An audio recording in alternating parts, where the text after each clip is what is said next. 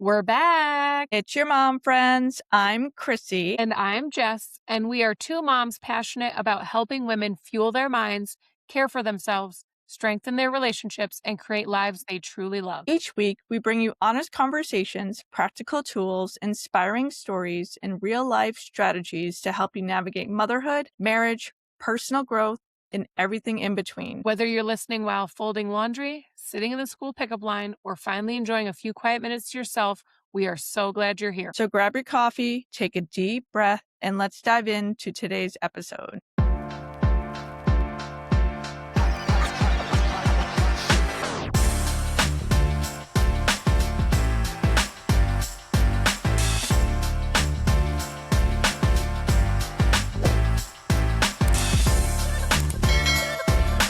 We have another special guest for you today on this week's Mom Fuel and Mindset podcast. We are bringing you hope, grief coach, Kim Myers. Kim, welcome to the podcast. Hi, thanks for having me. Excited to talk to you ladies. We are so excited to have you. Will you kick us off and tell us a little bit about who you are, where you're from, and what you do? Yeah, currently I live in Winchester, Kentucky, which is the beautiful bluegrass state, and we've been getting a ton of rain today. But I spent 20 years in the Air Force and retired from the Air Force and then did corporate education. I'm currently working as a trainer and developer for the state of Kentucky, which I love all of that. But about 4 years ago, almost 4 years ago, I lost my son. He passed away after a big health issue the year before and then came back. And in spite of everything, he wasn't able to fight his way through it. So after that, I realized, hey, over my life, I've learned a lot about grief and how to manage grief and cope with it and get through it, with lots of other types of different grief. And I'm like, I think God's given me this message to share with other people, because what I find is we teach our kids and we teach ourselves a lot of different things, but nobody teaches us how to handle or deal with grief. It's one of those topics where people are like, I don't want to talk about that, but we're all going to go through it. And so I think it's so important for us to learn those skills before it happens, if possible. And if not, in the throes of it, so that we can learn it ourselves. And even more importantly, I think model that for our kids, because if we don't know how to deal with the emotions and the impacts and everything that's going on, our kids aren't going to either. And I'm so passionate about that, because we could raise a generation of kids who can bounce back, who can be resilient, who can handle things coming at them in the world. And one of the reasons my son passed away was because he didn't have a lot of those coping skills. And during the isolation of COVID and other things, he turned to alcohol, and that had a really awful effect on his body, and it just shut down. So that's kind of why I came into the grief educator, grief coaching space, to share that with other folks, because it's important. Some people get so stuck in grief that they don't realize there's hope going forward. And they have these mindsets that don't support that. Like, I'm going to lose my person. I'm going to forget my person. It dishonors my person. If it's a person, it could be something else. But I just thought that was really important. So that's why I do what I do. Well, thank you. Thank you, Kim. And I'm very sorry for your loss. And thank you for taking the time today to be with us and share this part of your story with us, because what you're describing is post-traumatic growth. Yep, It's exactly. finding meaning in a really difficult situation and really using it in a way to help others. So thank you for doing what you do.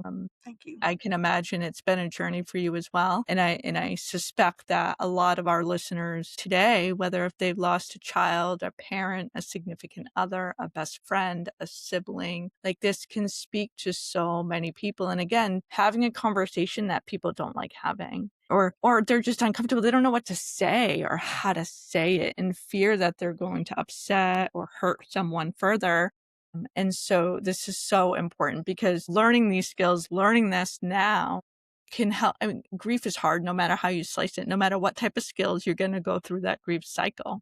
But what you said stuck with me, is like getting stuck and like living in that cycle of like, I'm dishonoring them. It means I forgot them, or I'm not supposed to be happy for the rest of my, whatever that is. I'm sure there's a lot of people that have that guilt associated with maybe perhaps moving on, or I don't even know if moving on is the right terminology to use, but learning the new normal. And so thank you for sharing. And I think you have a lot to offer our listeners for sure. Thank you. I'm Yeah. and grief is a we tend to equate grief to the worst tragedies. Like, so we don't prepare ourselves for those worst tragedies, for those deaths in the family, for those losses that leave such a huge impact on our lives. But I love how you talk about grief being something that ultimately, if we could raise up a generation of children that become emotionally healthy adults who are able to grieve, because grief actually comes in many ways. Like, we can grieve a relationship of somebody who's still living. We can grieve the loss of a job. We could grieve, I'm thinking when it comes to kids, like the loss of a pet. Like, if we could teach them how to understand and how to grieve appropriately with these things that maybe not as tragic as losing a loved one, but ultimately still brings on those grief emotions, those are very real. And sometimes I know myself, like, I equate them as less than, and I'm like, oh, well, you're just being ridiculous. Like, that grief is not warranted. It's not that big of a deal. You shouldn't be feeling this way towards it. But that's not recognizing that grief is very real in so many different forms. And instead of shying away from it and being like, that's not a big deal, allowing yourself to have the tools to be able to grieve appropriately and grieve in a way that doesn't keep you stuck. It doesn't keep you fixated on it, but allows you to truly heal and use that to as hope to move forward. Yeah, and I love you mentioning that because I think those are the kinds of events that help me build the skills Yes. for when I had that huge loss, because I've gone through a divorce. I've gone through a loss of a job. I've gone through the loss of many pets, the loss of a dream or Right. expectations. I recently had a conversation with my dad after my mom passed. She passed in September. So we're dealing with all of that this year, but he was very depressed and he was kind of worrying us, and we took him to the doctor and he's like, maybe I need, my meds updated because he deals with depression. It's in the family anyway. But I told him when I was sitting there, I said, what you're feeling is natural. It's the loss of a dream, the loss of what you thought your life would look like, what you thought things would be. You're grieving, the loss of mom. You're getting rid of the sheep on the farm because you just can't manage them anymore and you need to spend more time with mom, and you see that as your purpose. That's all changing. Caring for her's all changing. And when I told him that, he just kind of was quiet for a minute, looked at me. He's like, I never thought about it like that. He's Mhm. like, hearing that makes me feel better. Just to know that this is normal, this is natural, and that's what I'm going through. So yeah, anything like that causes us trauma is leads to grief, and we need to be aware of that. And everybody grieves differently. So the loss of a pet may hit one person, very hard, and it may not hit someone else in the same way. Same thing with loss of a person. I found that the loss of my son hit very differently than the loss of my mom. Mhm. And there were different reasons for that. So it can vary from person to person. It can vary from loss to loss. And there's no right way to grieve. We all kind of think we see the movies and, oh, we need to melt down in a puddle and we need to, isolate ourselves in a dark room. And some people need that. Some people, I found that after I went through the grief educator certification, I kind of think of myself as more of a practical griever. And I think a lot of moms fall into this because, especially single moms, because we have to keep everything going. We Mhm. have to make sure the house goes. We have to still go to work. We have to pay the bills. We have to take care of the pets. We have to take care of the kids. And yes, we feel the grief, but we kind of stuff it down or mask it. But just know it's going to come out and you need to realize that. And something else that I think is really, really important is what you don't feel, you can't heal. Mhm. So you need to feel it. You need to let yourself feel it and process it and sit with it before you can actually heal it. It's kind of like lancing a wound. I guess you could kind of think of it that way. But I think that's really important because some people are afraid of feeling their emotions. But if you can find constructive ways to do that, then it can really help you get that out and start the healing process. So I think that's really I love that, Kim, because I think if you're stuffing it down, you're ignoring it, you're drinking it away, you're doing whatever, like you're not dealing with it, and you really truly can't heal from it if you're not doing that. And then on the other side of that, like if you just continue to sit in that same grief and I'm so depressed and I don't want to get out of bed and life is Exactly. hard and awful, awful, awful, and I don't want to take away from someone's grief cycle and if that's where they're at. And I think it's figuring out like how do you get through that? And as you said, nobody grieves the same. There's no timeline for grief. And so you might be sitting there for a while, you might not be, or you might find yourself going back to that after you thought you were okay. It's not linear. It's kind of all over the place, and allowing yourself to feel that and also get through it, like not staying stuck there. So did you find yourself stuck there at times? And what did you do to get yourself out of that? Like, life is so hard. I can't believe he's gone and nothing's ever going to be the same. Like whatever. I'm so depressed. I'm so sad. How did you find yourself getting through that? I actually don't feel like I got stuck in that. For me, I relied a lot on my faith and prayer and meditation, on Bible verses and things like that. And for me, deep down, I guess maybe because I'd been through so many things, I knew there was hope.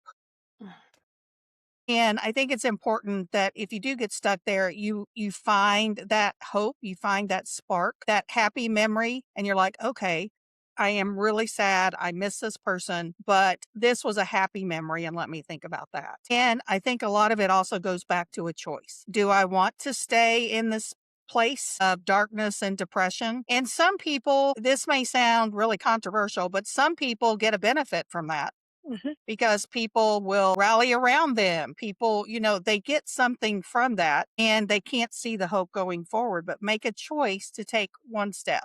Get out of bed, wash your hair, make a snack, wherever you're at, if you're in those early, really, really hard grief moments to do that. But I think making a choice, and I think if you are a faith person, relying on your faith, having support around you, getting outside of yourself often helps as well. I think really just, even if you don't, you don't have faith, whatever it is for you, like just having a higher power, something bigger than Yeah, yourself and releasing right. that, I think is really important for people. And then surrounding yourself around people that you know, love and trust. Exactly. I think that's important too, because when we're sad and we're grieving or whatever, I know, well, I'll speak from experience, my own experience. I tend to isolate. I want to be alone. I want to be alone in my thoughts. And then I ruminate and then I get all in my And then you head. get in that circle.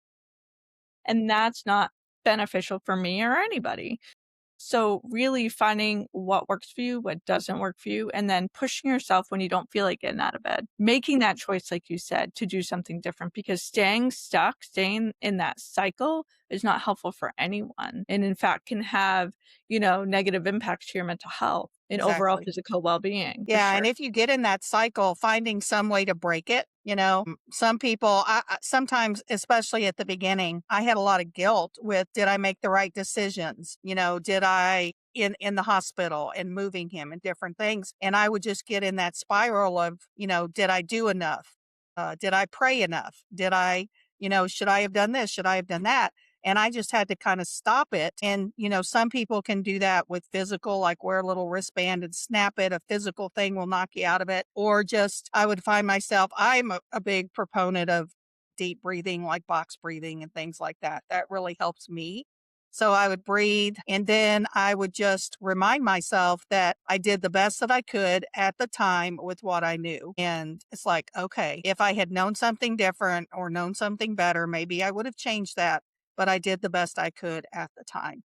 And that helps. It doesn't fully take that guilt away, of course, and it raises its head every now and then. But it's important to know that you did the best that you could. But do something different. Go out and walk, do an exercise video, or like you said, call somebody or go have coffee with somebody, and don't isolate, because I think that's really can be detrimental.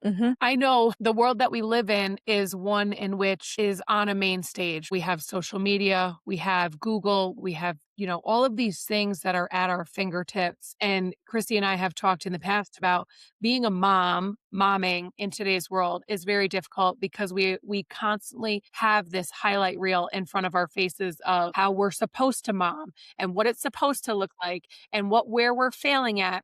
But when in turn, we're really only seeing what somebody wants us to see. We're not seeing what's going on behind the closed doors. We're not seeing the struggles that they're struggling with. And I feel like that's very accurate for the grief world as well. Like when you're grieving, it's like we're supposed to put on a certain face. We're supposed to grieve a certain way. We're supposed to, it's supposed to look a certain way. And if it doesn't look like that, is somebody going to judge us? Is like, how do I grieve and have it be acceptable to the outside world who is ultimately judging me based on how I grieve? And this is a very personal journey. And I think that coming to terms with being okay with however you grieve is how you grieve, and not letting yourself get in that stuck. Make it a very personal development journey in the middle of the hard, being able to use it to grow as a person. Like, you literally birthed something to help people out of a really, really crappy situation. And instead, you could have easily allowed this to make you bitter, but in turn, you allowed it to make you better. And because of that, you now help other people put tools in their toolbox to go through difficult situations, but not let them crush them, not let it ruin them. Grief so easily can keep you stuck, and it's grief in any form can keep the guilt because, like you said, did I do enough?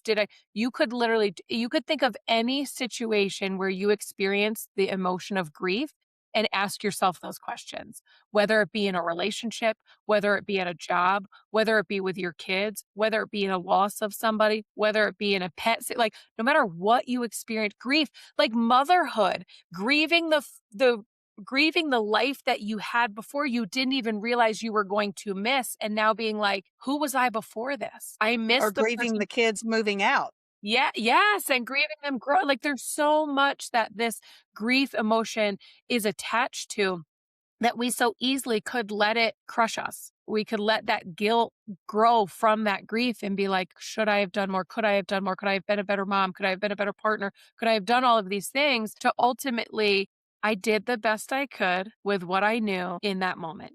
And now that I know better, could I do better in different situations? Like, we're allowed to grow. We're allowed to evolve. That awareness is amazing. And I love that you work in this space, because I just went and sat in on a life insurance meeting, and the guy said, I'm so proud of you guys for being here, because nobody likes to talk about this stuff. Nobody likes to have the difficult conversations when it comes to wills. How many people have wills in place, and how many people are like, I don't even want to think about that. I don't want to have that. Like, I don't want to talk about death. I don't want to talk about this piece of life because it makes us uncomfortable. And in our worlds, uncomfortable is bad and we shouldn't do it.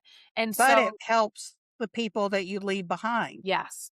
Yes. And if we can, and that, take that piece out of it, being able to process grief in a way that ultimately is helping our kids learn how to process grief in a healthy way, that to me is more important to leave behind than making sure the house is taken Exactly. care of or my family is all set. If something happens to me, I want them to be able to know that I want them to process my death in a way that doesn't keep them stuck. I want them to live a full life. I want them to just love me and my memories, and not just allow it to swallow them whole and keep them stuck in where they are. Right. And I think it's so important what you said, that we all grieve differently. I went through, again, some grief of, because of being a practical griever, it's like, did I cry enough, or am I cold hearted? And, that was my thing. It's like, I didn't break down in a puddle and close myself off in a dark room for months at a time. Does that make me a bad mom? Am I cold? Why didn't I cry enough? But I know I loved my son, and I know that I miss him terribly. And there are moments that bring me to my knees, Mhm. still 4 years later. And it's a roller coaster. Everybody thinks the first year is the hardest. I think the second year is probably the hardest, because you're caught off guard a lot with the things that hit you, and the triggers that happen when you're going through the second year. You're kind of armored a little bit, I think, in the first year, and your emotions, your brain protects you, and then you may be a bit numb in the first year, but and everybody goes through it differently. And I think that's important in a relationship, because you read statistics, and I don't know what they are, but there's a lot of families that break up after the loss of a child, or Yeah. after a big loss like that. And I think one of the big things we need to remember is everybody grieves differently. And the expectations between spouses can really be a big thing. It's like, well, you're not grieving right. Why can't you move forward? Or you're not grieving right. But knowing that everybody grieves differently, and even the kids, my other son was also an adult when my son died. and we kind of didn't talk about it a lot. But there was one situation where it was coming up on, I think, Josh's birthday. And my son, John, I finally just asked him, I said, "How are you doing?" I said, I was thinking about this. He's like, "Well, I was too, but I didn't want to say anything in case you hadn't thought about it."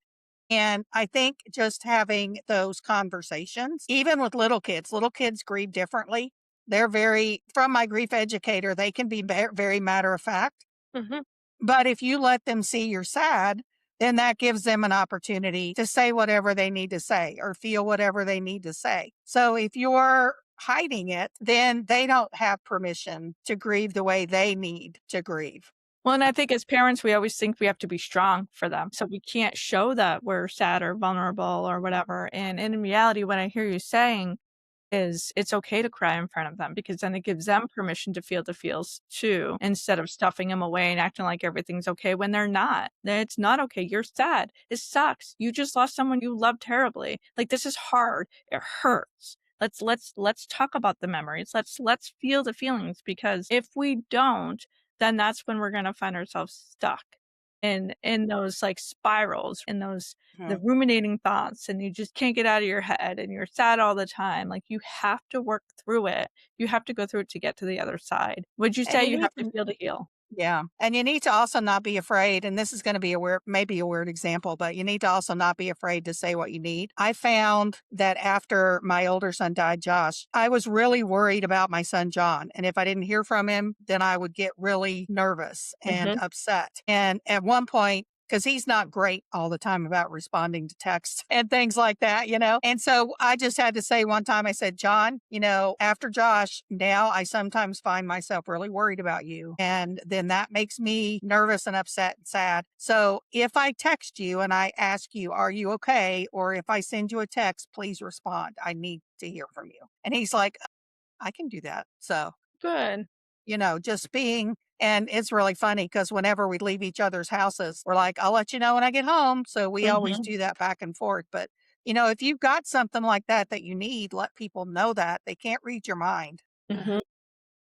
So, and know that was helpful. I think in allowing ourselves to accept that. I like how you said, well, I don't know if like's the right word, but I agree with what you said about the second year being more difficult than the first. I remember I've gone through a couple of losses in my life that were very difficult for me. And I remember saying to somebody, it's not difficult in the beginning because you have so many people in your face. You have everybody checking in on you all the time, stopping by your house, dropping off you stuff, making sure and there's so much memorializing in the beginning. We just had so much of him in our face. And it was like he was with us all the time. And then I said, but then everybody else goes back to work. Everybody else goes back to their real life, and you have to figure out how to live without this person now. And that's when the real processing, the real grief sets in, because it's like your everyday life now has to go back to normal. And what is your Mhm. new normal? What does that look like? And so I agree that it's like the initial grief point wasn't real for me. Like, I felt it. I was emotional, and but that didn't even touch the surface until weeks and months later, when it was like you started to hear about him less and less, and people started checking in on you less and less. And then all of a sudden it was like, now years have gone by, and it's like I still have emotions towards it. Clearly, you're still processing this years later. We're still And you having will. conversations, but the rest of the world went back to their normal life, and it doesn't affect them in a way that it does you. And learning how to grow through that, is definitely something that I'll shed tears about him my whole life. He had that much of an impact on us, and we loved him so much that but grief is tough. It It is. really is tough. And you will. You'll feel it, all your life. I mentioned that I'm processing my mom's grief a lot differently than my son's grief. And part of it is that she was, older and she had had dementia for years and had been fading away, and she just quit eating. We knew it was coming, and I knew where she was going, and she was ready. She wanted to be home with Jesus. And so for me, I'm happy that she's where, not happy, that may not be the right word, You have but at peace. peace Right. that she's where she wanted to be. But it does hit, even though that's how I feel about it. I was driving home from work a few months ago, and I love that song, I Can Only Imagine. Yep. if you know that song. Mhm. About what you'll do when you meet Jesus, fall on your knees or celebrate. And I was sitting at a stoplight to turn onto the interstate, and that song came on, and I just broke. And I sat there and I thought to myself, she doesn't have to imagine. She knows. And still, that's going to be one of those memories that, brings the tears. But it's also a kind of a happy memory too, or a happy thought, because she's there, and I'm sure that that was so joyful for her. So And yeah, knowing you're that gonna. she's not in pain, right? Like, knowing Yeah. that she's not in pain. That's one of the things, like, that's where grief differentiates on Mhm. what the situation is. A Exactly. tragic accident versus somebody who's no longer in pain. You're right, like, it's not I'm not happy, but if somebody is in that situation, who has battled cancer, who has lived through so much hurt and pain and it's like, okay, knowing that they are no longer struggling or no longer at peace. Is it difficult for us here? Absolutely. But it's not about us. It's about them. And if they're at peace, then we should allow ourselves to be at peace. I think we carry so much ourselves that, we need to feel a certain way. We need to just go through it in a certain way. We need to carry this weight forever. And that's not true. I think that we need to allow ourselves to have the hope of a future, be able to move forward, to be because there's can you could speak to this, like, there's misconceptions about moving forward, like, and I When are think you gonna get over this? You know? right, You'll never get over it, and you're right. never gonna get back to normal, but you can create a new normal. And we kinda started off, post-traumatic growth. That's what you can grow from it, and you can kinda guide your path where you wanna be. How are you gonna remember? What are you gonna do? What traditions are you gonna keep in place? Which ones are you gonna update or change? But you can go forward. I don't think it's move on, because you're gonna take them with you for life. They're always gonna be in your heart. Yeah, when I used that term earlier, move on, I'm like, "Wait, no, that's not what I mean." It's like, how Right. are you what's your new normal look like? And I think that making meaning out of something, and that's exactly what you were just saying, both of you, is like really making meaning out of this terrible, horrible thing. And another thing, I was kind of processing some of the conversation that we've had, and we talked about how grief can look different in all different circumstances. So it could be loss of a pet, it can be a divorce, it can be whatever, and it could be lost. I don't want to take away, though, the depth of despair that someone experiences when they lose a child. There's no comparison of the grief cycle between losing a child and maybe a breakup. They're both losses, but very different. And so for the listeners, listening into this too, yes, there's a grief cycle for any type of loss, and understanding like the depth of despair of losing a child or a significant other or a parent is very different. And so allowing yourself that space that you need to be able to work through that. And that's what your program does, Cameron. You have a program that you work with people to kind of help them through. Now, at what stage do you tend to like to work with people in the grief cycle? Like ready to like process and heal, or it's like right away? Where does someone have to be in that cycle? I feel I'm most effective at working with people who have gotten to the point where they've gone through that initial grief, and they do see that spark of hope in the future. They do see that, yes, I can take steps to create my new normal. But I also want to provide tools to those folks who are in that grief, a grief survival toolkit. I'm working on putting that together. Having grief playlists. I have a workbook on first steps in healing grief. So different tools for folks at that end. But I think where the coaching would come in, or the mentoring would come in, would be for those folks who have decided, yeah, I don't want to stay in this place. I want to move forward. There is hope. And then helping to guide to, process those emotions, process what you're going through, and maybe not process it, but learn how to, deal with the emotions, and what are some tools you can have to get through that, and then develop that new normal. Mm, Because grief is a easy gateway to spiral. Like, grief Mhm.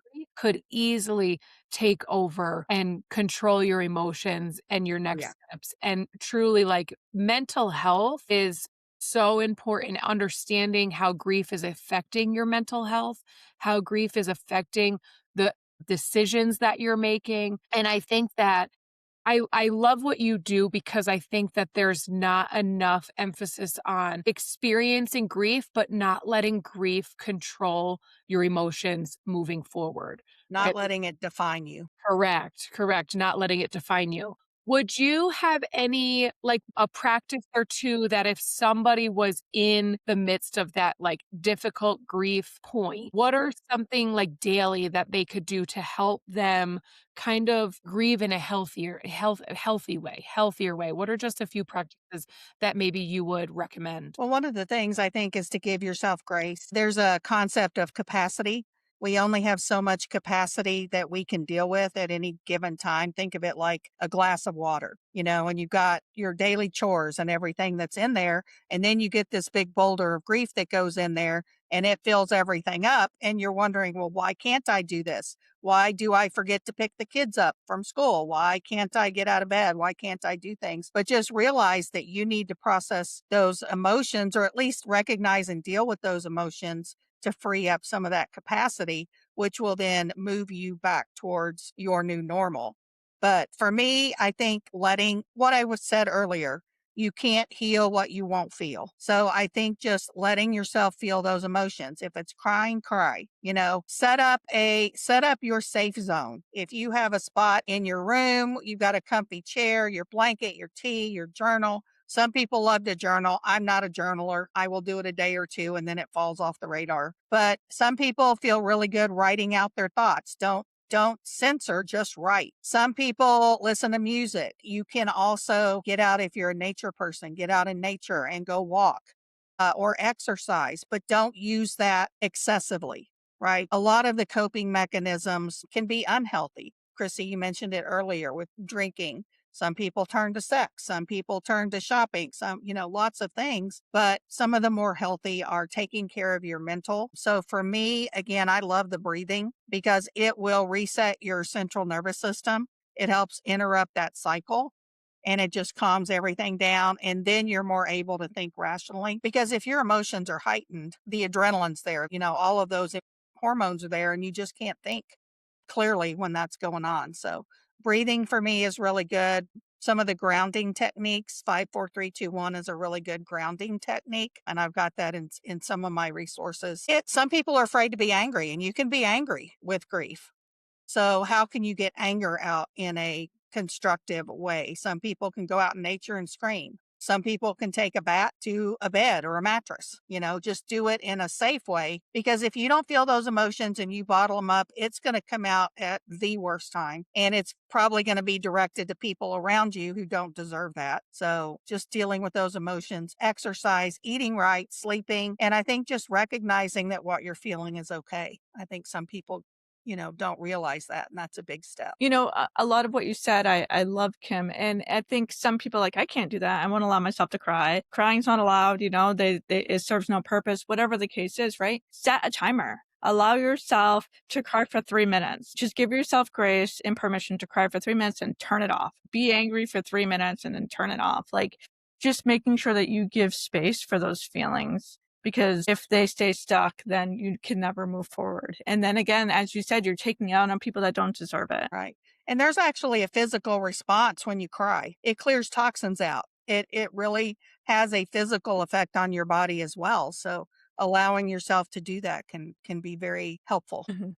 I think this is a great awareness for not just grief, but I love how you're talking about, like, I think sometimes when we try to process our emotions, it doesn't always come out in a constructive way, especially thinking of kids. Like, but if we could teach ourselves that, like, feeling the feelings is not wrong or bad, it's can we process them in a constructive, safe manner versus letting them go, the opposite, instead of taking them out in a not safe, not constructive, negatively impacting the people around us kind of way. That's where that's where we learn like emotions are bad. Oh, I can't be angry. Anger is bad.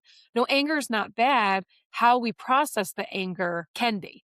can we feel the anger and allow ourselves to process the anger in a constructive way? Well, and I wish that I had known this or been more linked to this earlier on with my son. If he had known some of those, and that's why I'm so passionate about us modeling this and teaching this to our kids as well. Because if he had known that, maybe he would not have turned to alcohol. Maybe he would not have turned to those less constructive ways, and maybe he would still be here, you know? So I think it's really, really important that we as parents learn these skills, whether you're grieving or not. Life is going to come at you, you know, and you never know when it's going to happen, and you're going to have to adapt and deal with it. And the same skills come into play. So learning those skills and modeling those and showing those to your kids, just like you said, it's okay to have emotions. It's okay to let those emotions out, but let's figure out a good way to do that. And if we can teach our kids that, then maybe your kids don't turn to alcohol or suicide or whatever, you know, and they can stay with us. Because we don't wanna have these conversations, because we don't wanna address this kind of stuff because it's uncomfortable and it's not something we don't talk about, but not waiting until something bad happens to implement these skills. Because if something bad doesn't happen until our kids are grown, then we automatically have adults who don't have this skill set to be able to handle when grief comes into their life. And I love that you said that. Like, we talk about this all the time. We're not born with these skills automatically. You know, we have to, they're like muscles that we have to work out and we have to build. And it's okay to say, I don't know how to do this, or I'm not aware of, and no, I'm not currently implementing these skills in my life as a parent, as a mom, as whatever, no matter what age my kids are. But it's never too late to start. It's never too late to want to add this tool to your toolbox to be able to be a better mom, a better grandma, a better a better coworker, like anything of the sort, because we interact with people all day long. Like Chrissy in her professional world. Like, so not even as a mom, as a grandma, but like as a professional in our world, we have the influence, no matter who we come in contact with, to express that. And if we are able to do that ourselves, then it will automatically spill over into the people around us. And I think it's super important that we not wait to experience grief of any form, but that we literally start to use that. Cause I'm just thinking of like the way that my kids handle discrepancies, you know, like, and one gets mad and I'm like, you don't get to be mad at your brother. And it's like, okay, well, that's false. Like she is allowed, but how do we process that anger? Not telling her that it's wrong or it's bad or she shouldn't, but being able to be like, okay, you're angry and I understand that.